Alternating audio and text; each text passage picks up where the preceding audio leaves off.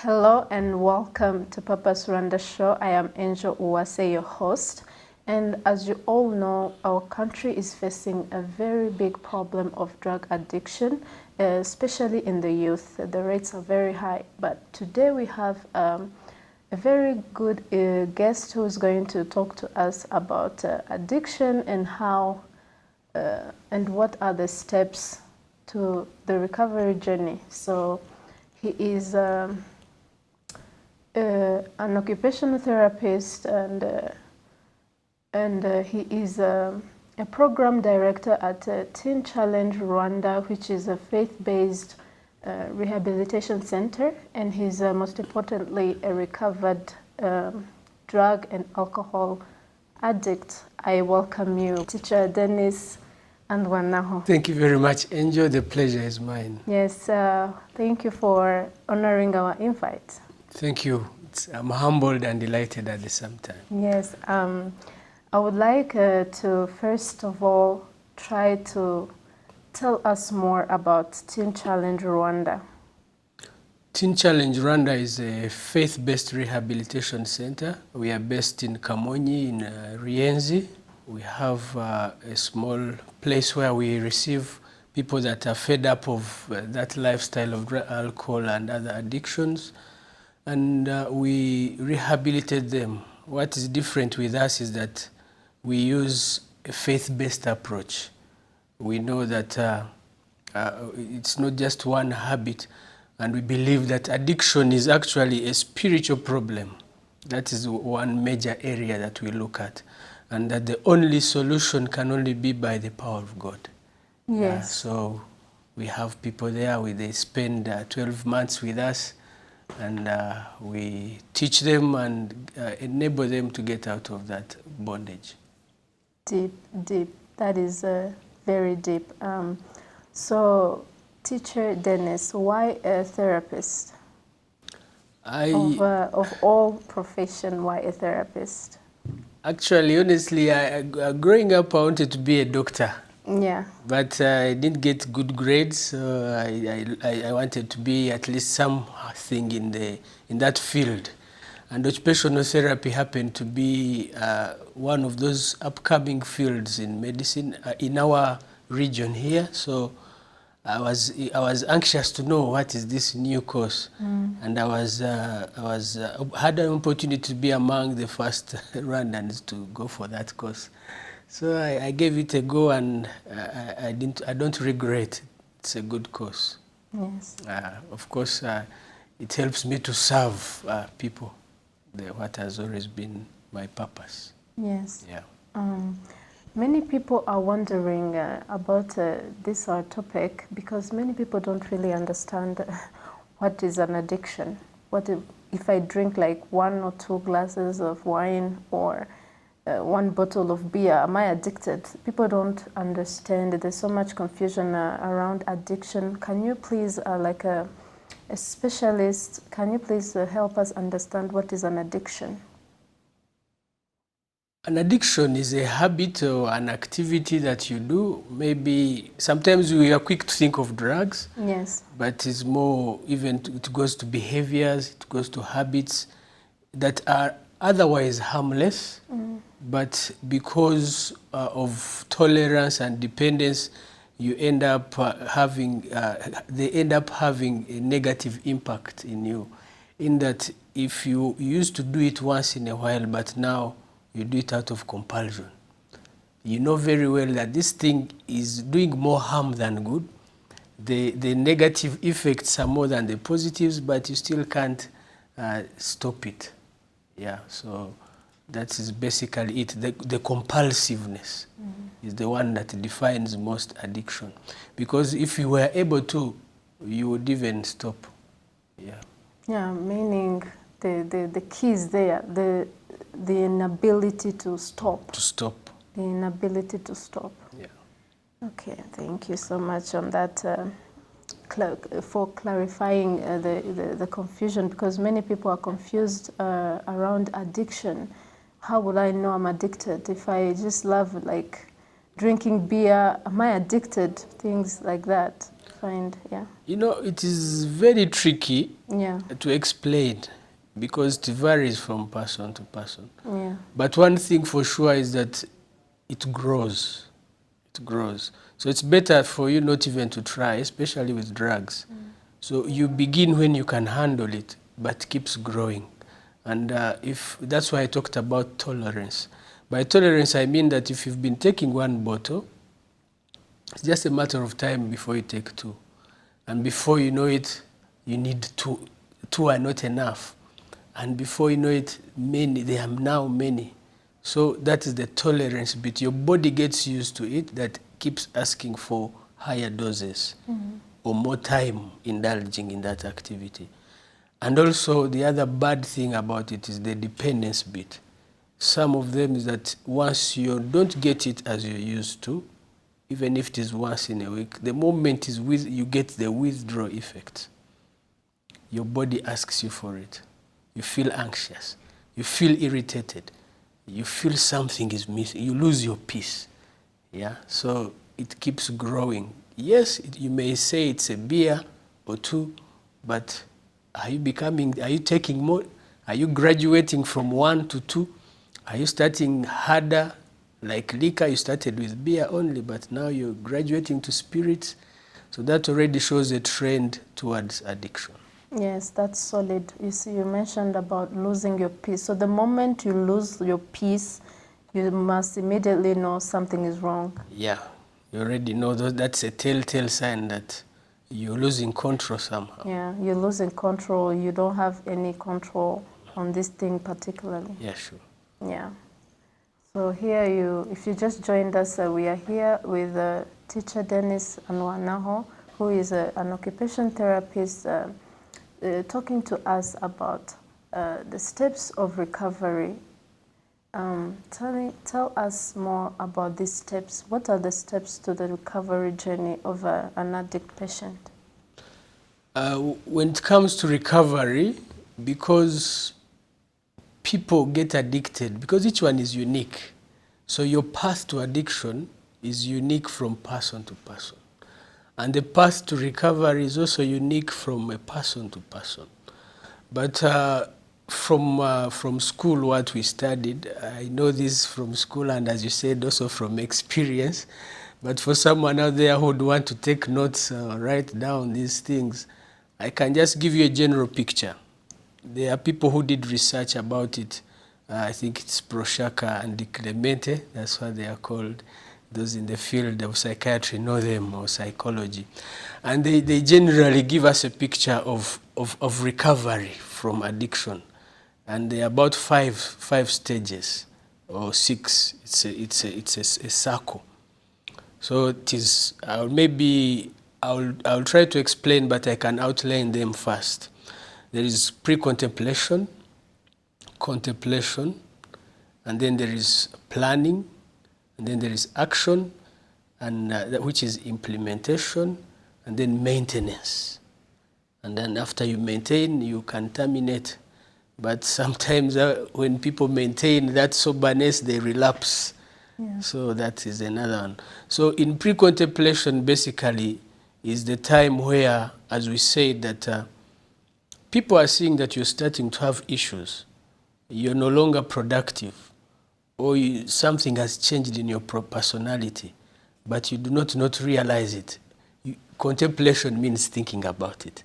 So pre-contemplation, you've not even thought about that you have a problem. So that's why they call it the pre-contemplation stage. You can still afford to go to work. You can still be pleasant. You still have good manners. You know, you're still unaware of the situation.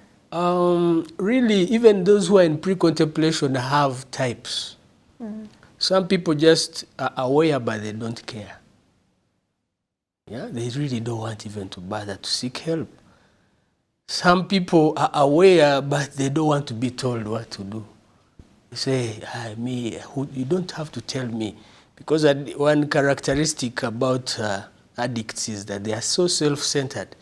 and so full of pride. Yes, you can't tell them nothing. You don't tell them, I know what I want, the way I want it, when I Yeah. want it. That is the mindset that is in them. Exactly. So he may be, not because he doesn't. Some people, they haven't thought about seeking help because they just don't want to be told what to do.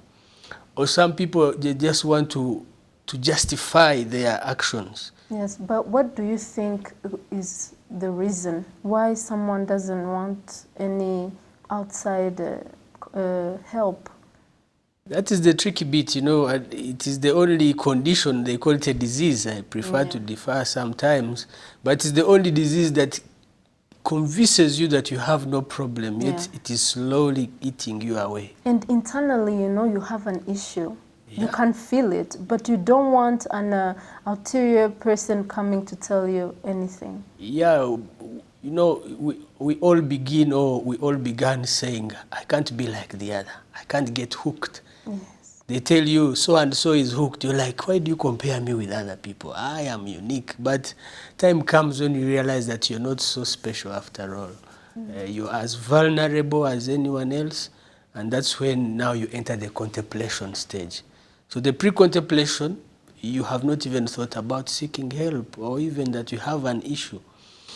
Or even you still have your job, or you're still going to school, or you still have a family together. But now as the addiction grows, then the consequences grow, the impact, you start to feel it. At work, they are telling you either change or you lose your job. Or in my case, they even fired me. So you now have no choice, so you start thinking about, maybe what so-and-so was saying is true. Maybe what, after all, I need to really take time and get to know if I really have a problem. So now you've started contemplating. You started weighing options. And that is the second stage. So after after thinking about it, you're like, I can't sleep without taking this thing. I can't work without taking this thing. It is taking hold of me. So now you start thinking about help. And that's when you start planning. And when you plan, that's when you really actually go to seek professional help. Maybe you meet a counselor. Like in our nation, you go to see the doctor, a psychologist, a doctor, and he will tell you to speak to a counselor, a occupational therapist, and they will give you options depending on the level of addiction. And those options, they can be residential, like for you, you cannot now, the level you're at, you have to get somewhere where you, out of the environment, out of the place of the substance that you're using. So they will tell you, go to a medical setting, or we have a faith-based, if you're someone who is a believer. Yes. You can say, okay, I choose to go to, so you start planning the way forward. And after planning, you start putting into action. That's another stage. You implement. You like, okay, now I'm no longer going to school, or I'm no longer going to work, so let me now first go seek help. Then you sit down for a month in Chizere or where, or in Teen Challenge for a year, and then you implement the change. And then you maintain. You maintain. After maintaining means that you keep doing the same thing so that you get a new structure for your life. Yes. You try to get a new structure because you were not born an addict. Either way, it caught up with you at a certain level, so you start to feel like your old self again. Then you get back your life, you start again. Then there's what we call termination. I would consider myself to have been termination because I'm no longer threatened by alcohol or marijuana. Termination is when you're no longer threatened. You're no longer threatened by the substance or by the environment or by the situation that triggers you to do whatever you are doing. Or sometimes you, instead of maintaining, you relapse. So I speak all these stages, they do not have a time limit. Sometimes someone is from action then back to pre-contemplation. Sometimes someone is from maintenance back to pre-contemplation. Sometimes, so they keep switching. Or someone may contemplate change for 10 years. But why do you think that is so? Someone would go back? Back to relapse. Yes. Wow. As I said that for me, this is my own opinion. Yeah, like you just mentioned, after 10 years, 10 years is a very long period of time for someone to go back and relapse. It depends on what have you built on all these 10 years. What is it that you have built your life for? Because we all have a foundation. The foundation. So if your foundation is shaky, after 10 years, a storm might come and it tests that foundation. So for me, I believe that the most firm foundation is the spiritual bit of it. As I said, for Teen Challenge, I've been to rehabilitations, and I'm not advertising or anything, but I believe that I don't need endorsement because it has worked for me, and I've seen it work for other people. After 10 years, unless you have a firm foundation, like a strong purpose, let's say, okay, in simpler terms, if you have something you look forward to, it is hard to deviate. But some people, you still center your what would I call it? Like your emotions, your feelings are centered about things that change. They are centered around your job, your family. So if anything is touched regarding those areas, you're shaken. And these are things that always change. Jobs change, families get issues, your education has a limit. So that's what I think causes people to relapse, because they have not really anchored their soberness on an unchanging principle. Yeah. Teen Challenge Rwanda is a faith-based rehabilitation center. Yeah. What if someone comes and is not born again, doesn't believe in God, doesn't believe in the power of God? How do you go on helping that person? That's a tricky question. It's not one size fits all. We believe in prayer a lot and teaching. So we receive the most. For us, what we were interested in is how desperate are you to change? The desperation. Yes. Because if I assure you, if you just want to leave one habit and then continue with other habits, no one will help you. Not even Teen Challenge, no one will help you. So we would like to work with someone who really wants not just control, to overcome one habit, but overcome all habits. Yeah. And then that's how we start to teach you. We let you know, I tell you, you're more than what we see. You have a spirit, you have a soul, you have a body, you have your thoughts, and the thoughts are yours, but they are not you actually. Because addiction, it is the bondage you're just addicted to, it's a mindset. It's a mindset. So that's what we try to teach. And there's a word of God that says that people perish for lack of knowledge.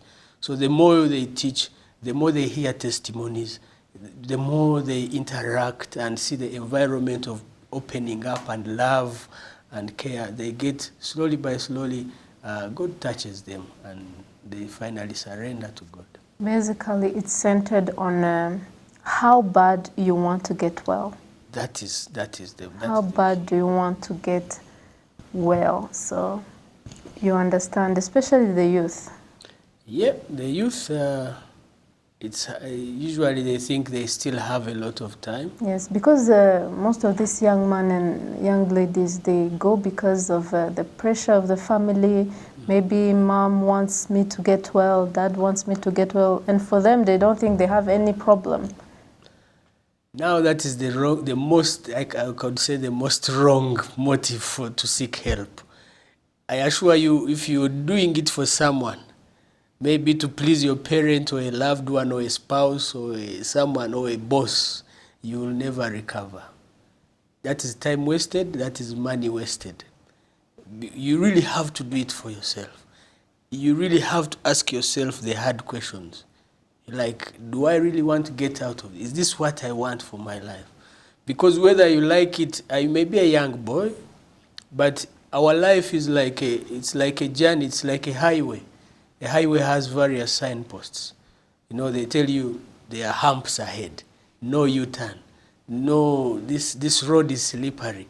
So I know deep within you, you can see those telltale signs that tell you that you're going down the wrong path. So it's up to you to say, is this what I really anticipated in my life?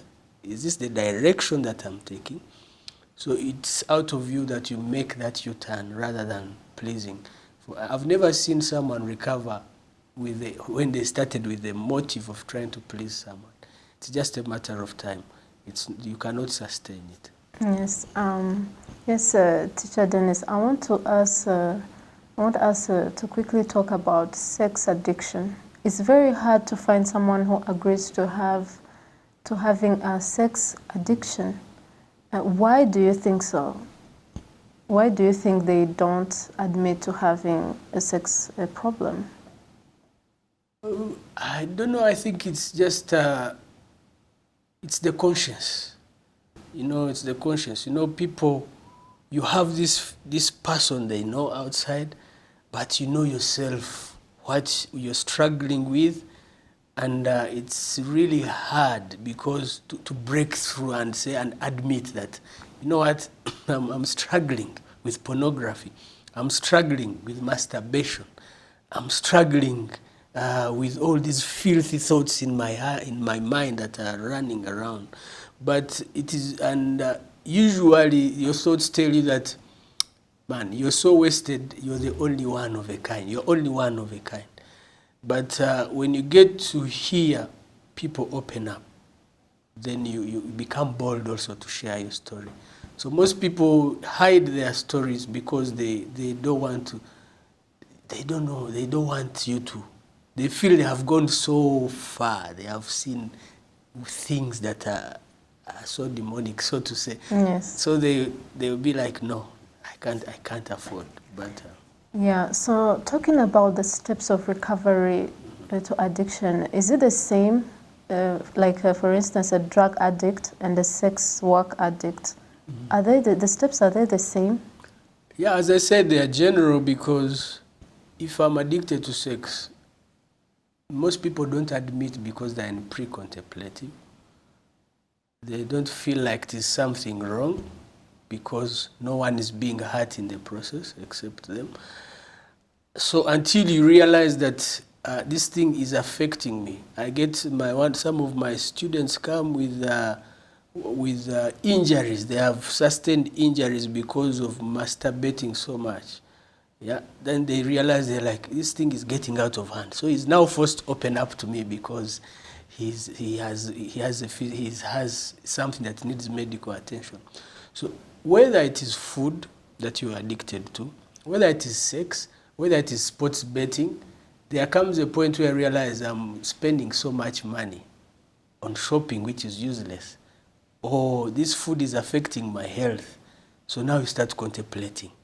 And when you start contemplating, you make a plan of action. What do I do? Do I seek help, or do I just go? There's what they call cold turkey. You just break it, or you just go off, So I would answer you in brief that the stages of recovery are the same no matter what you're addicted to. Yes. I would like to know, how long does it take for an average individual to recover, and why?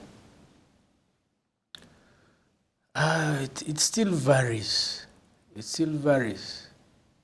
Up to now, it is still a mystery because there are people who get out of the rehabilitation when they are so fine. And all of a sudden, they are back and straight to the old friends, straight to the same place. Then there are those who don't give chance, but you see they persevere. So it still takes me to the place of being desperate. This is what we call hitting rock bottom.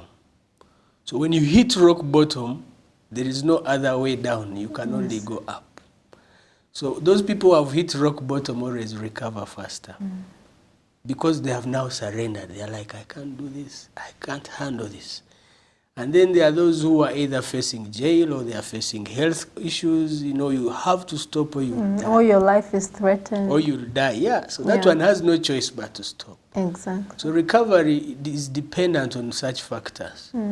Like do or die, or I have to have no other choice. But when you have people who are still supported, you know, he knows that I can afford it. I can afford the addiction. My family still enables me to do this. Even if I'm in jail, they will get me out.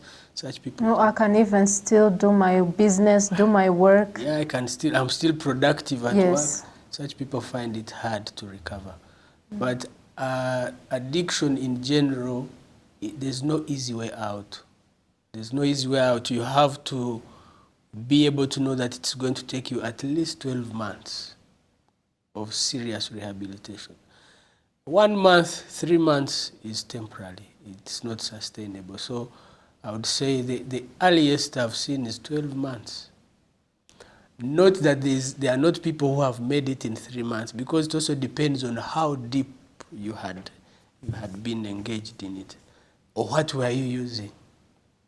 Like if it's heroin, it is different. Its recovery is different from alcohol. Its recovery is different from nicotine. Yes. But maybe, sorry, I forgot that the nicotine, cigarettes. Yes. Until you leave cigarettes, you have left nothing. Because from experience now that I can speak that. Why nicotine? Is it the hardest? It's because it sets the pattern. It is the root of all other addictions. Oh. But majority of the people think what is causing me problems is alcohol. I can stop alcohol, I can stop marijuana, but I will still have a cigarette. It's not illegal, it's acceptable, but until you get even rid of that cigarette, you always come back. So it's like the real root of every addiction. Yes.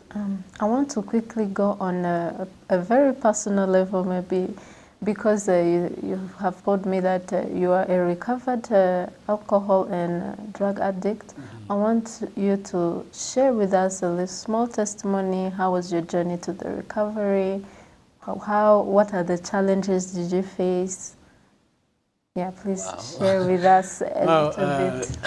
It's a long story, but I don't know, in the interest of time, I can just try to summarize it. Yes. Because I can only tell you that no one is safe from these things, addictions. I grew up, it grew, it progressed, but I will begin from where now I was really having a hard time. There was a time around 2011, as I told you that by then we were very few in my profession. So I was chance to work in King Faisal in the OT department there, but I even left unceremoniously because of my habits. Then I went to another hospital. That was 2011, 2012 in Kayonza, Gahin Hospital, and I was already an addict. I started drinking at the age of 13. I started smoking at the age of 17, cigarettes and marijuana. So these are things that grew, but I was like, I can handle this. It can't happen to me. But it kept growing until now I'm working and I'm having issues at work. So while at Gahin Hospital, I was on the emergency ward more than twice because of intoxication. And I worked there 2 years and they couldn't have me any longer because of my lifestyle. So they told me, you know, you need to go and seek help. So even while there, they gave me, I was admitted first in Chizere for rehabilitation for a month. I came back, I relapsed. By then I was a believer, but without a personal relationship with my God, just really rituals. So that was the first time I entered rehabilitation in 2012. Then I went back slightly like 6 months after. Then I would go and mix up alcohol and then I would black out. Why do you think you would go back To the same situation again of drinking? For me, it was more of I don't know what I can call it, maybe the wrong company. The peer pressure. I didn't change company. I would go back to the same guys, take a soda with them.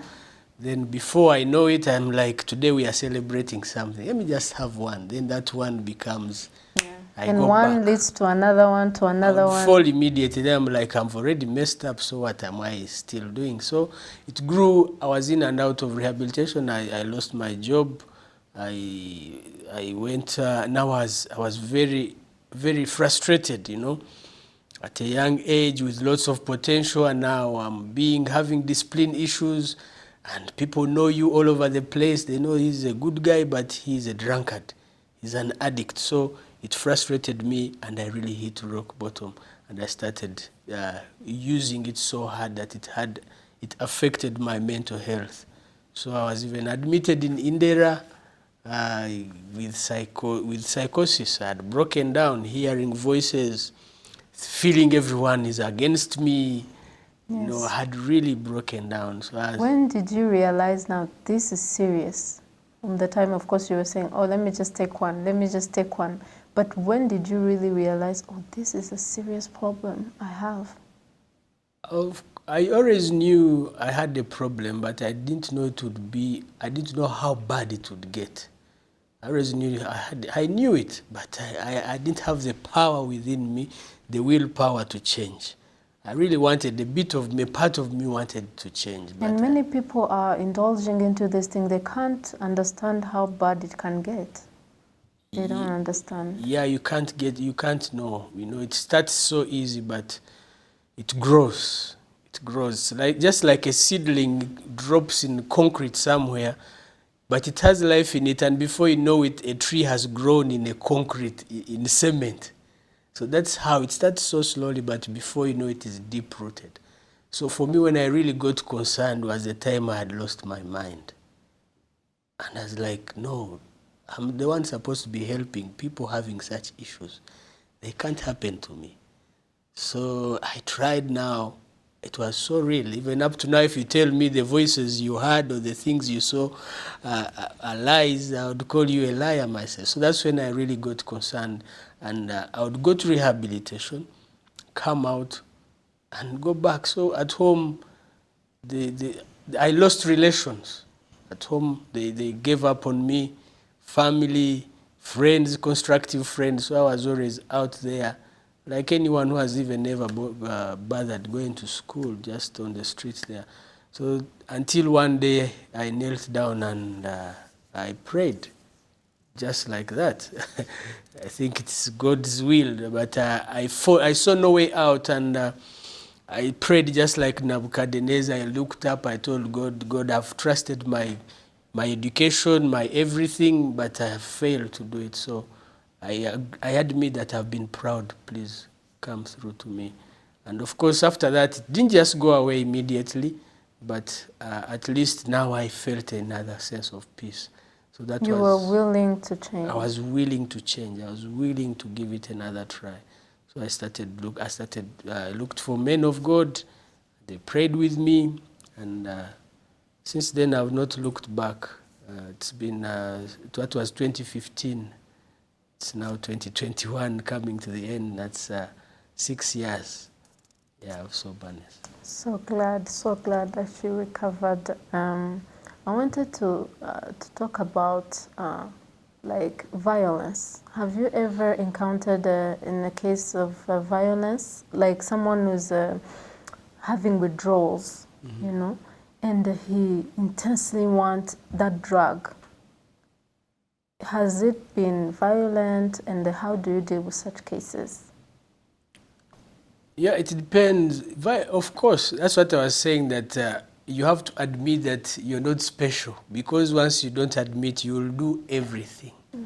You will get violent, you will cheat, you will lie, you will steal, you will do all crazy things that you never thought you would do. You even find some young men selling the father's property to buy these drugs. You will steal now, like heroin is too expensive. First of all, you will not sustain your job. And once you lose your job, you will not afford it, and yet you need it. So the only way for a boy is to steal, and the only way for a girl is to sleep around for money. So for violence, you end up there. I was very violent. You can still see some scars on my face. Yes. All my teeth are broken. These are not accidents. These are fist fights that would get engaged in. And why? Because you're no longer in control. Something else is driving your mind. So I can tell you that if you don't stop, you will end up doing whatever it takes to get the drug. Like stealing to an what they call them junkies, to a heroin addict, because they have so bad withdrawals, that so painful that you will do anything. You will do anything. You will pretend to, you pretend to be anything to get money. You will steal anything. Even the addicts themselves, they cannot, if I use heroin, I cannot bring a friend in my house because I know he will go out with something. Yeah, so it's not that they really, it's the urge that pushes them. In the morning you're okay, but Yes. because you use that every 4 p.m. I have to have it. So in the morning, no problem. Midday, no problem. But when it hits 4 p.m., it's like you're possessed. So now you're starting to look all around. You're like, what do I grab? What can I sell? And that is the lifestyle. That is the structure of the life. And that's why people relapse, because they lack a structure in life. Their structure has been, look for it, use it, get withdrawals, go and look for it. So when you're sober now, you have nothing to do. So you have to learn to have a new structure. I just want to understand, if you have said that some individuals come to your rehabilitation center for like 6 months and beyond, how does someone who has been there being counseled in many sessions of therapy go now to relapse? What do you think are the causes of relapsing for an individual addicted to drugs? Yeah, basically, they also differ, but the major ones are not knowing, because where they are is more of a protective environment. But when you go back into the community, there's nothing to protect you. So sometimes it is the problem-solving skills. You don't have enough problem-solving skills. You cannot control your emotions. So the emotions get the better part of you. So that's why most people relapse. If you go back to you should get away from the old company as much as you want, as if you're running from hell itself. So you have to be able to know what to do in crisis. Problems come, so when they come, what will I do with them? Get away from the other old company and always get to know your triggers. Yeah. Yes. So now is Harvest Time. Harvest Time features stories of agents of transformation whose life purpose have transformed and benefited their communities. And here is a small testimony of one of Purpose Rwanda beneficiaries. Take a look and we'll come back right after.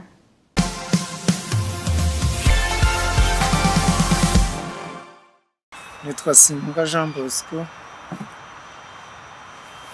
Ndumva ikintu cya mbere naheraho ndatangira nshima uburyo nawe na Papasi abantu bamfashije kugira ngo mbe uwo ndiwe uyu munsi. Ikintu rero cyatumye njya mu biyobyabwenge ndetse no mu bujura, ikintu cya mbere ni igikundi kibi. Bagenzi banjye nakurikiye igikundi kibi bituma nyoba mva mu nzira y'abantu bazima, mba umuntu mubi kurusha uko meze ubu, kuko uyu munsi ubu ndi Pawulo ariko mbere nari Sawuli. Nabayeho ndi umuntu wikorera akazi bisanzwe, ariko ngihura n'abantu bangiriye inama mbi bituma nivanga mu gikundi kibi, bituma nk'ibiyobyabwenge ndetse mba n'umujura ukomeye cyane. Ariko nyuma byaje gucamo kubera ko nagiye Iwawa, maze kujya Iwawa barampindura, mvayo ndongera asubira mu biyobyabwenge, njya ku Gikongoro barampindura bizamo gakeya, ariko nyuma muhe na Papas Rwanda ibintu bicamo biba byiza. Narebaga ku bintu ngashaka gukira vuba, nkareba ku mafaranga kandi ntabashije gukorera, bigatuma kubera nta n'umujyanama nari mfite, bigatuma nishora mu buryo bw'ubujura bivanzemo na bya biyobyabwenge, nkanywa ibiyobyabwenge ngashaka no guhita ngira gute no kubona amafaranga kandi ntakoze, ntakuye amaboko mu mufuka, nta mujyanama nari mfite. Ubwo nahitaga nitekerereza ku cyanjye giti, nkumva ko kujya mu muhanda nkiba, nkaniga abantu, ngatwara amasakoshi y'abadamu, ngakora abantu mu mifuka cyangwa ngaca n'inzugi z'abantu, aricyo cyamaye amafaranga. Byose rero naje gusanga nk'uko Salomo yanditse mu mubwiriza, yaranditse aravuga ngo byose ni nko kwirukanka inyuma y'umuyaga. Ariko ngarutse ku ijambo nanone Yobu yanditse mu bice 28 ku murongo wa 28, maze kugera muri Papas bamaze kunyigisha, naje gusanga ngo kuba Uwiteka aribwo bwenge ndetse kuva mu byaha ariko kujijuka.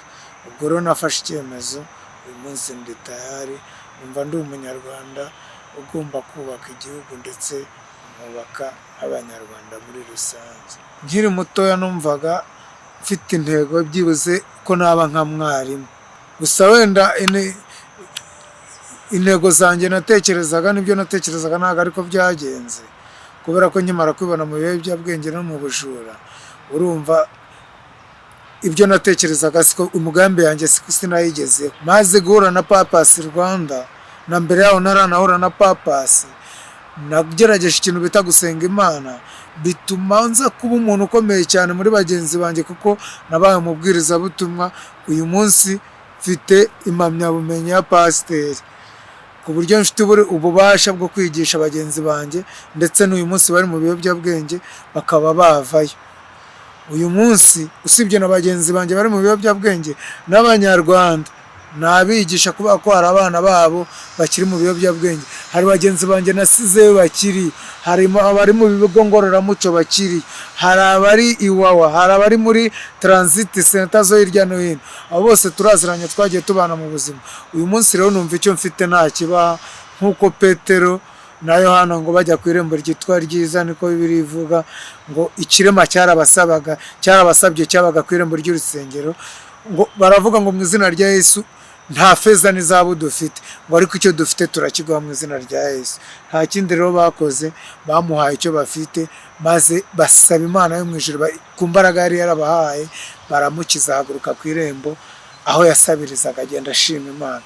Umunsi rero nanjye umusanzu natanga nicyo nafasha bagenzi banjye, byibuze ni ukubaha inama n'ubumenyi, nkababwira ibibi by'ibiyobyabwenge n'ibyiza byo guhinduka bakaba abantu bazima, bakava mu bujura, tukagira igihugu kizima kitarangwa ibiyobyabwenge n'ubujura.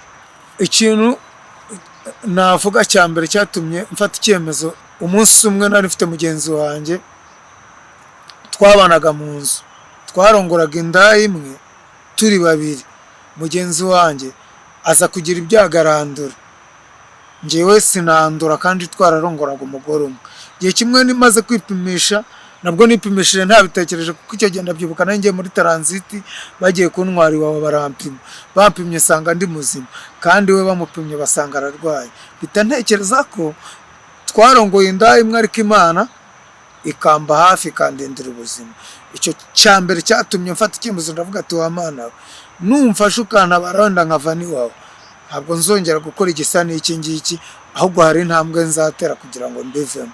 Kuva muri 2018 kugeza uyu munsi sindanywa ikiyobyabwenge, nta nubwo ndiba ikintu cy'umuntu, ntunzwe n'imirimo y'amaboko yanjye, kandi imbere ya Papas Rwanda yamfashije guhinduka, ndetse n'ibigo ngororamuco byamfashije guhinduka naciyemo. Bose mbasabiye umugisha, kandi Imana ijye igumye bashyigikire, kandi nanjye niyemeje kuzatanga umusanzu wanjye muri sosiyete nyarwanda, mbwira abanyarwanda ndetse n'isi ikibi cy'ibiyobyabwenge n'ubujura.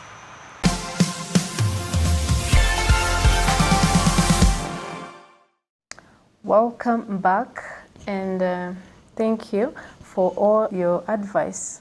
It's helping people. So what do you think of peer pressure Like this, a beneficiary talked about peer pressure being the main reason he was addicted. What advice can you give, or how can we avoid this peer pressure that leads us to addiction? Yeah, peer pressure is a serious thing, especially with the youth. Yeah, with the youths, and until someone has, a bigger purpose than the collective purpose, they cannot be able to resist it. But it takes you to be able to know, to discover yourself early enough. You know where you're going in life. What do you want in life? If what you want it so bad, then you start choosing people who will enable you to get where you want to go. Because some of the things that will stop you from achieving that degree, from getting that job, getting that profession, it's because of those they are not friends actually, they are enemies. Yes. If someone is not advancing your cause, because when you're down, they don't even check on you. Yeah, they have to understand they are enemies. They are enemies. Yes. So that's the whole thing. Just get, if you're not benefiting towards your goal, towards your purpose in life, then that you should try as much as possible to avoid. Try as much as possible to avoid. I would like to ask you, time has gone unfortunately, but lastly I want you to have a message for our audience, especially the youth. As a recovered addict who has gone through all this journey, who has gone through all that these youth are going through, what message can you give to them? Okay, thank you very much. Thank you for having me. I can only have like a message to two groups. For those that have not yet started using drugs or getting into addictions, I would like to tell you that you joke with it, but never jokes with you. You start simple, but it will grab a hold onto you. I wasted 17 years of my life there. So that is time that you cannot recover. Of course, now I am lucky that I got out of it, but some friends of mine have lost their mind forever. Others are in jail, others are dead. So better not try to spend that, to waste time that is so valuable. And for those of you who are already hooked, please, I just want to tell you that there is hope. And I am here to testify that it's still possible. You still have it within you to get out of that, that so-called, I can call it a jail. It is a prison where you are the one who put yourself there and you're the one who has the key to get yourself out of that place. There is hope, and that is my message to you. Teen Challenge Rwanda, where are you based? How can they find you? Please give the details for how people can get to you. Okay, Teen Challenge Rwanda, the center is in Kamonyi, Ruyenzi. Unfortunately, we don't admit so many people. Currently, we are full, but we have an office in Chibagabaga. That's where we meet people. So maybe if I can give you maybe my contact, I can say it out for those who can write it down, maybe can write it down. Yes, you can say it to the camera, they are watching you. Okay. Yes. So you can reach me on 0781 81 again 6568. 0781 81 6568. There you have heard. They are helping you reach out for help, and you will be happy. Thank you for joining us today on the Purpose Rwanda Show. I remain your host, Angel Uwase. See you next time.